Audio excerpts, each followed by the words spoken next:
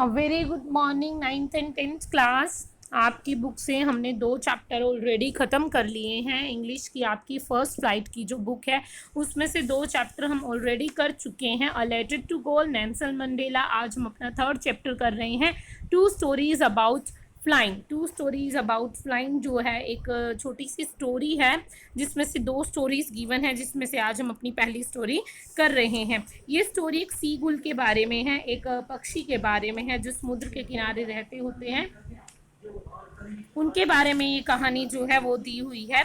चलिए देखते हैं कि स्टोरी में क्या है।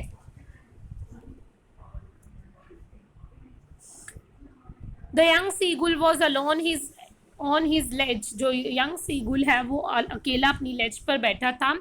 His 2 brothers and his sister had already phloem away the day before. उसके जो भाई बहन हैं वो एक दिन पहले ही उड़ चुके हैं।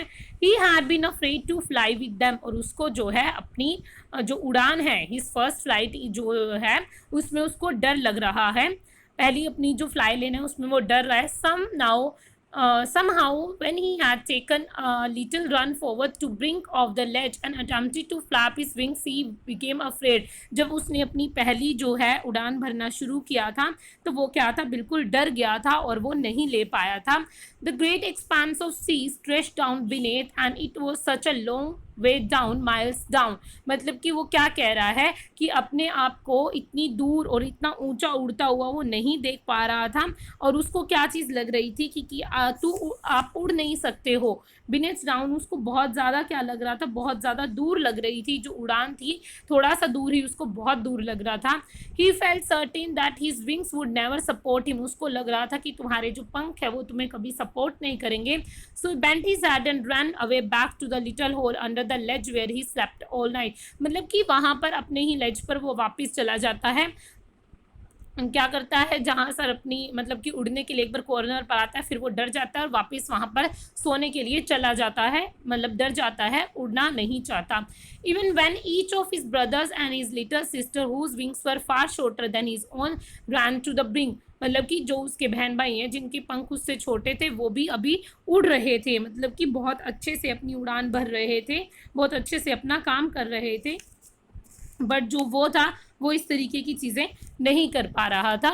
Flapped their wings and flew away. He failed to muster up courage to take the plunge which appeared to so desperate। मतलब कि उनकी तरह एक कदम लेने में वो क्या था, अभी कामयाब नहीं हो पा रहा था, डर रहा था, उनकी तरह उड़ान नहीं भर पा रहा था। His father and mother had come around। उसके जो माता पिता हैं उसके आसपास आते हैं। Calling him shrilly। उसको क्या कहते हैं, उसको जोर जोर से हार्श लाउड, मतलब कि छुरीली उसको डांट कर बहुत ही लाउड आवाज़ में। अपब्रेडिंग हिम, अपब्रेडिंग होता है डांट लगाना, थ्रेटनिंग होता है डराना। ठीक है, to let him starve on his ledge unless he flew away but for the life of him he could not move. मतलब कि उसको वहीं पर भूखा रहना पड़ेगा अगर वो अपनी लाइफ के लिए भी उड़ना नहीं चाहता है। दैट वॉज 24 आवर्स एगो since the nobody had come near him. कोई भी उसके आसपास नहीं आया, 24 घंटे हो गए हैं, कोई भी उसके आसपास नहीं आ रहा। The day before all the day long he had watched his parents flying about with both sisters and brother. वो क्या कर रहा है, अपने पेरेंट्स को तो एक दिन पहले से ही देख रहा है, अपने माता पिता को अपने बहन भाइयों के साथ उड़ता हुआ। Perfecting them in the art of flight, teaching them how to skim and wave and how to dive for fish. अब उसके जो पेरेंट्स हैं उसके सिस्टर और ब्रदर को सिखा रहे हैं किस तरीके से डाइव करना है, किस तरीके से फिश के लिए डाइव करना है। He had in fact seen his older brother catch his first herring and javo।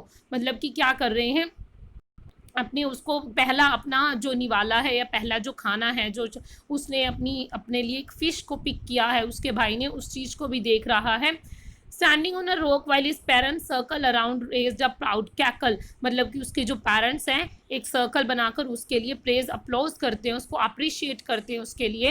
And all morning the whole family had walked about on the big plate to midway down the opposite cliff taunting him with his cowardice. मतलब कि उसके जो डरपोक, उसका जो वो डरपोक सा बना हुआ है, दब्बू सा बना हुआ है, उसके लिए उसको ताने मारते हैं और सब जो है उसको उड़ान भर भर कर दिखा रहे हैं। The sun was now ascending the sky. अब क्या चीज़ हो रही थी, मतलब कि जो सन है वो छिपने को हुआ पड़ा था। Blazing on his leg that faced the south, he felt that heat because he had not eaten since the previous nightfall. अब क्या था, उसने कुछ नहीं खाया हुआ था, उसको बहुत ज़्यादा थकान महसूस हो रही थी. He stepped slowly out to brink of the ledge and standing on one leg with other leg hidden under his wing, he closed one eye then other. मतलब कि अब उड़ने की कोशिश कर रहा है, अपना एक पाँव पत्थर से बाहर रख रहा है, अपनी लेज से बाहर रख रहा है, अपनी आंखें बंद कर रहा है. मतलब पूरी की पूरी वो सिचुएशन है कि उसको पूरा का पूरा डर लग रहा है कि कहीं वो उड़ पाएगा या नहीं उड़ पाएगा. तो ये हमारा फर्स्ट पार्ट था. अपने नेक्स्ट पार्ट में हम देखेंगे कि जो सीगुल है क्या वो उड़ान भरता है, क्या वो उड़ पाता है बाकियों की तरह.